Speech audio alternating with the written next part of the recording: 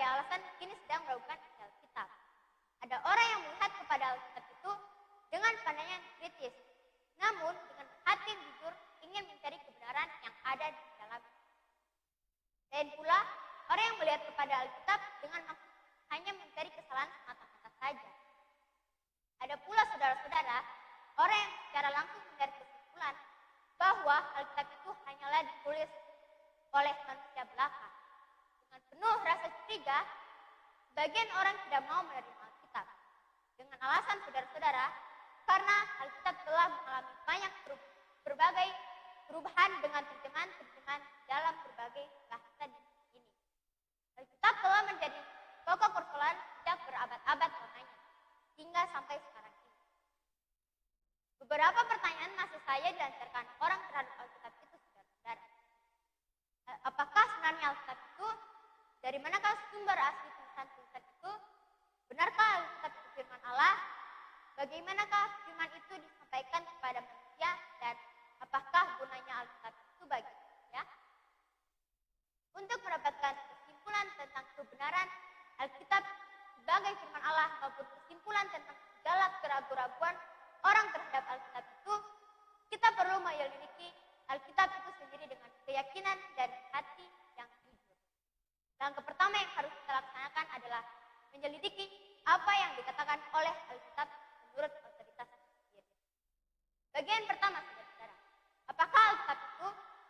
Saudara-saudara, Alkitab itu telah dikenal sebagai satu buku yang terus-menerus menjadi pokok perdebatan di kalangan orang banyak. Namun, Alkitab itu sendiri menerima segala tantangan dari berbagai pihak dan menyatakan dirinya sesuai kebenaran yang terdapat. Saudara-saudara, sebenarnya Alkitab itu yang kita kenal sekarang ini bukanlah terdiri dari satu buku saja, melainkan adalah suatu koleksi dari buku-buku, tulisan-tulisan dan surat-surat yang semuanya berjumlah 66 buah buku. Alkitab itu terdiri dari dua bagian yang masing-masing disebut Perjanjian Lama dan Perjanjian Baru. Perjanjian Lama terdiri dari 39 buku dan Perjanjian Baru terdiri dari 27 buku. Sebenarnya Alkitab itu adalah buku tua. Sebagian yang dibuat antara Perjanjian Lama dan Perjanjian Baru ditulis sudah Kristus. Tidak kurang dari 40 orang saudara-saudara yang telah menulis Alkitab itu. Dan mereka adalah orang-orang yang menjadi juru bicara Allah. Walaupun mereka itu datang dari berbagai tingkat kehidupan. Ada nabi-nabi, ada raja-raja, petani, nelayan, gembala, dokter, dan ada yang berpendidikan tinggi dan ada pula yang tidak berpendidikan.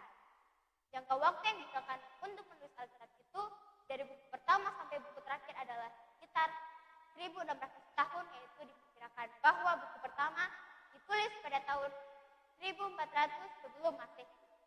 Buku terakhir ditulis pada tahun 100 Masehi. Allah telah berbicara pada penulis-penulis manusia dan bahasa mereka sendiri. Dan kekabaran itu, saudara-saudara, tidak bertentangan. Sebelum diterjemahkan ke dalam berbagai bahasa, naskah-naskah Alkitab itu telah ditulis dalam bahasa Ibrani, Aram untuk Perjanjian Lama, dan bahasa Yunani untuk Perjanjian Baru. 66 buku ditulis oleh 40 penulis yang berbeda-beda. Dalam jangka waktu 1600 tahun, Alkitab itu sesuai satu dengan yang lain. Inilah satu bukti bahwa tulisan-tulisan Alkitab bukanlah ditulis secara kebetulan saja menurut kemauan penulis itu sendiri. Bagian yang kedua, Allah berbicara kepada manusia. Orang bertanya, apakah maksudnya Alkitab itu ditulis? Dari manakah sumber asli tulisan Alkitab itu? Benarkah Alkitab itu firman Allah?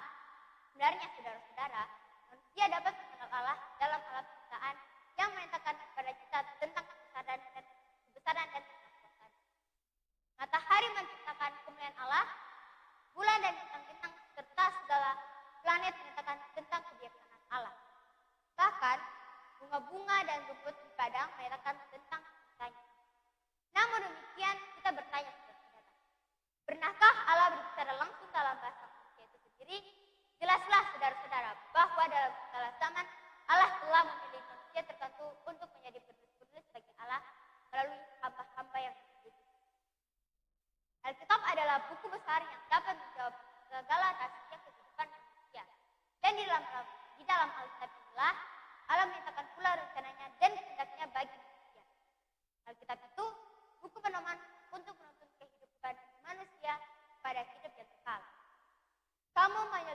kitab-kitab suci sebab kamu mempunyai hidup yang kekal.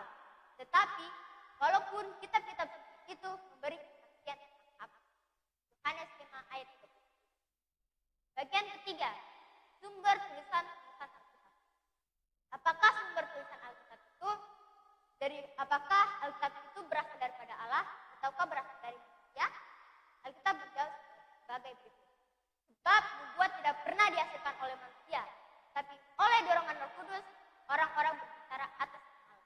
2 Petrus 1 ayat 21. Teman-teman juga bisa membaca di dalam Alkitab yang terdapat di dalam 2 Timotius 3 ayat 16, Ibrani 1 ayat 1, Keluaran 17 ayat 14, 1 Samuel 10 ayat 25, dan Yeremia 36 ayat 2. Berdasarkan ayat-ayat yang telah saya sebutkan tadi, jelaslah saudara-saudara bahwa Allah sendirilah yang menjadi sumber dari Alkitab, walaupun itu ditulis oleh manusia.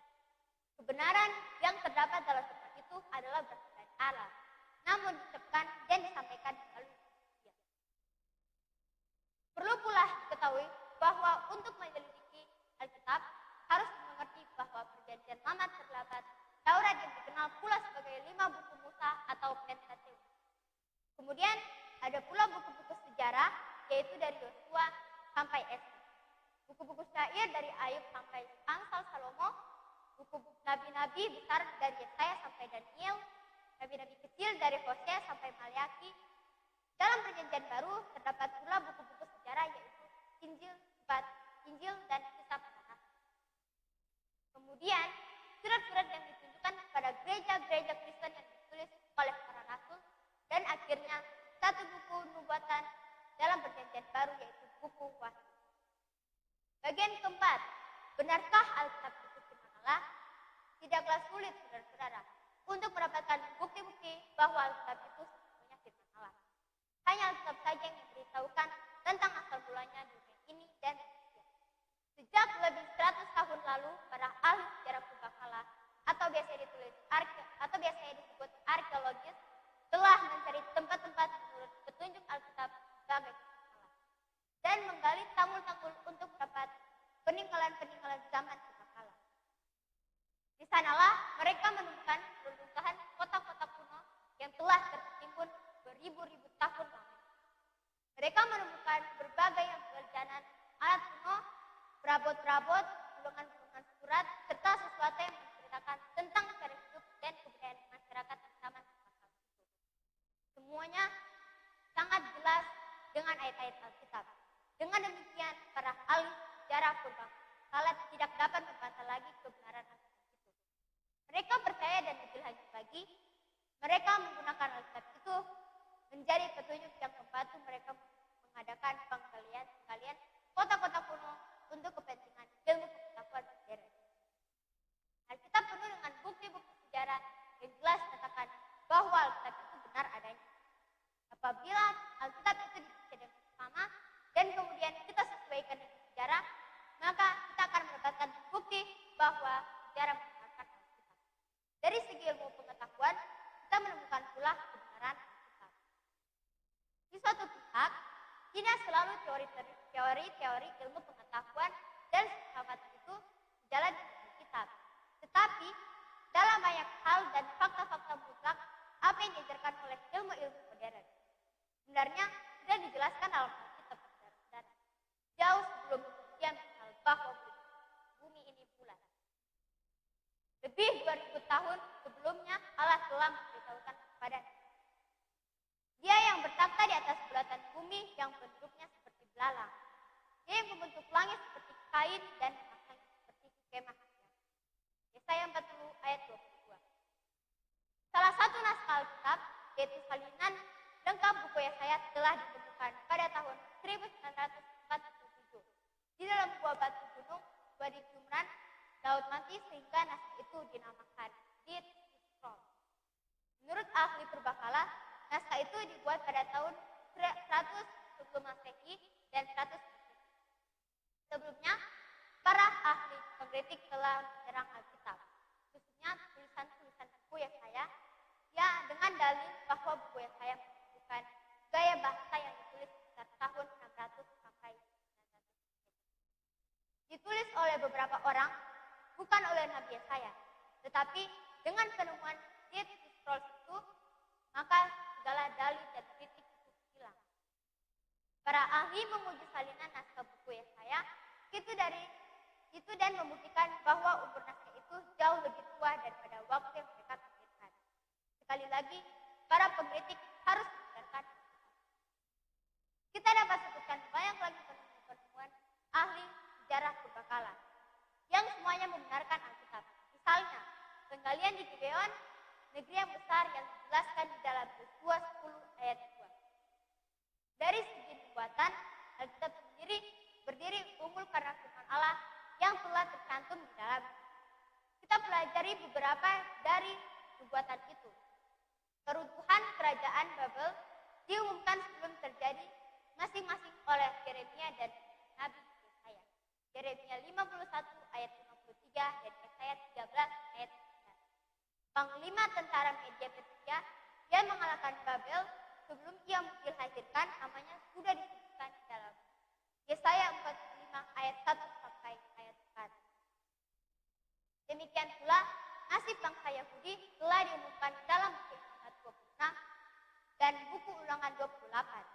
Hanya Allah yang mengetahui dengan pasti segala sesuatu yang akan terjadi, kemudian baik terhadap diri seseorang atau terhadap satu kaum dan bangsa, bahkan apa yang akan menimpa dunia. Mengetahui lebih dulu segala peristiwa yang akan terjadi di waktu datang adalah sifat yang hanya dimiliki oleh Allah saja. Bagian kelima, apakah faedahnya Alkitab bagi manusia? Alkitab adalah buku Allah. Dalam sifatnya yang rohani, Alkitab memiliki kuasa yang tidak terdapat di dalam buku lain. Ini disebabkan karena sumber inspirasinya adalah dari Allah sendiri. Seorang penulis firman Allah berkata, "Roh Tuhan berbicara dengan perantaranku, firman-Nya ada di lidahku." 2 Samuel 23 ayat 2. Lebih lanjut, saudara-saudara, kuasa firman Allah itu disampaikan pula oleh Daud, orang penulis. Oleh firman Tuhan, langit telah dijadikan, oleh nafas dari mulutnya segala tentaranya. Sebab dia berfirman, maka semuanya jadi, dia memberi perintah, maka semuanya ada. Mazmur 33 ayat 6 dan ayat 9. Jika firman Allah penuh dengan kuasa dalam menjadikan kuasa alam sekalian, apakah yang akan terjadi dalam kehidupan seseorang yang menerima firman Allah itu? Daud berkata, "Dalam hatiku aku menyimpan janjimu, supaya aku jangan berdosa terhadap engkau." Mazmur 199 ayat 11. Firman Allah adalah pelindung kita dan pertahanan kita terhadap dosa. Firman Allah adalah kuasa dapat menolong kita apabila kita digoda untuk berbuat kejahatan dan dosa. Jika ada satu keperluan yang terbesar bagi manusia adalah keperluan untuk mendapatkan kuasa mengatasi dan menghilangkan dosa. Kita berkuasa untuk mengubah kehidupan manusia. Bagi yang berduka, kecewa, dan putus asa, diberikannya penghiburan, pengharapan, dan keberanian. Yang sombong diajarkan kerendahan hati, yang kasar menjadi berbudi pekerti, yang bermusuhan menjadi bersahabat yang saling mengasihi, pria dan wanita yang rusak hidupnya dengan firman Allah menjadikan mereka manusia baru.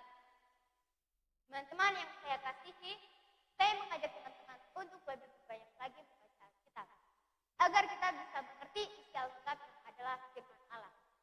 Biarlah teman-teman pelajaran firman Tuhan yang telah saya sampaikan tadi boleh menjadi pedoman